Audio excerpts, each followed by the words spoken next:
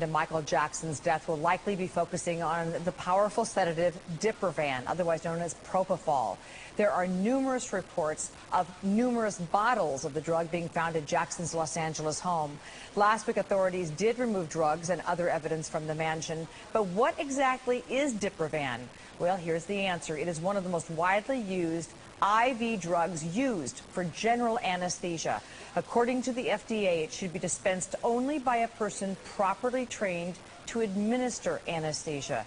And the FDA says equipment to provide artificial ventilation, supplemental oxygen, or someone who knows how to give CPR properly and immediately should be available. Dr. Howard Neerman is the head of anesthesiology from the University Hospital's Case Medical Center in Cleveland, and criminal defense attorney Dmitry Gorin is a former prosecutor joining us from Burbank. Welcome and thank you both for joining us. Dr. Neerman, I'd like to sort of start with a quote from one of the nurses who reportedly knew Michael Jackson, may even have treated Michael Jackson, and she came out and said this. I said, this is a very serious medication.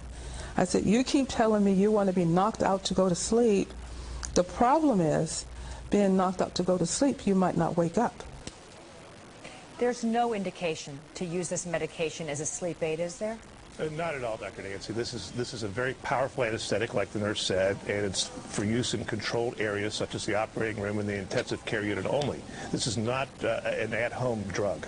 Which raises the question, I think, that most of us have on the tips of our fingers. I wouldn't know how to get this medication if you told me you wanted some.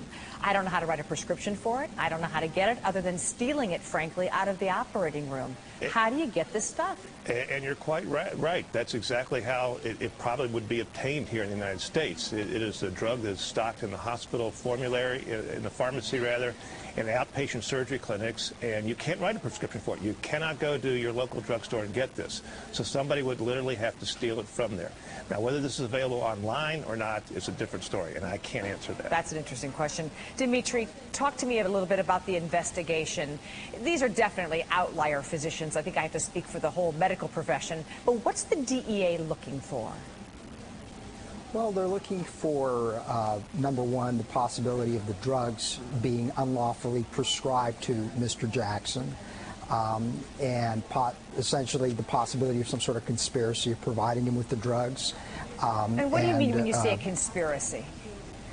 Well, along the lines of this case, I looked at the Anna Nicole Smith case, and in that case, the two doctors who administered and prescribed the drugs to Anna Nicole Smith were charged with conspiring to provide the drugs to her. So arguably, there could be, number one, a pharmacist who's got access to the drugs, and number two, a doctor who actually administers the drugs to Mr. Jackson. There could have been a number of individuals involved in providing the drugs to Mr. Jackson. So I know in the Anna Nicole Smith case, a conspiracy charge to furnish the drugs unlawfully was in fact filed in state court. So you're talking about a team of rogue players. Yes, that is correct. In other words, just as the doctor just mentioned to us, it's hard to obtain this drug through lawful means. My wife, who happens to be a pharmacist, has never seen this drug issued in her pharmacy, and she's done hundreds of prescriptions a day for many years. So it looks like maybe the DEA is looking for a team of people. Maybe it looks like a number of doctors were involved in treating Mr. Jackson. There were several search warrants that were authorized by a judge this weekend, which means he found probable cause there might have been a crime or evidence of a crime in connection to these doctors, either at their offices or their homes.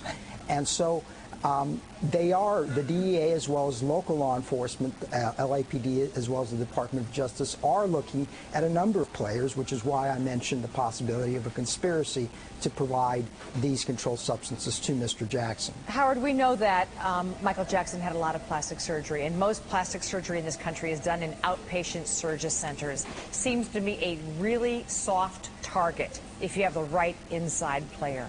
Oh, sure. There certainly could be connections made, and if he's had experience and established relationships with people in some of these outpatient centers, that's always a strong possibility. That could be where the Diprivan was obtained.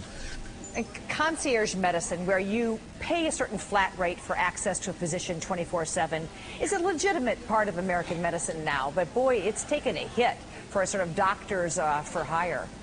Well, again, as was said earlier, these are rogue doctors or rogue healthcare professionals, and they're really practicing outside the scope of their medical license.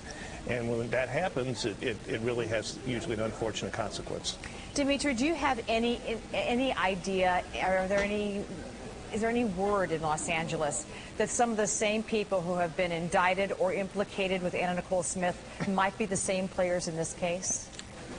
Yeah, I have not heard of that. I would be very surprised that now that they are subject to indictment, that they would actually have been involved in this case. If I was the lawyer for any of the Anna Nicole Smith doctors, I would have steered them clear of having any contact with prescribing medicine, especially to celebrities. So I would be very surprised that it would be the same doctors. But as the other guest just mentioned, there are these concierge doctors, and I would think in LA there are a number of them who provide special care to celebrities and high-profile individuals. So I'm sure Michael Jackson had his pick of the doctors that would be available to him. And unfortunately, in this case, it looks like access and money is all it took to get, unfortunately, a lot of the wrong stuff in the wrong hands. Dr. Howard Neerman, Dmitry Gorin, thanks so much for joining us today. Thank you.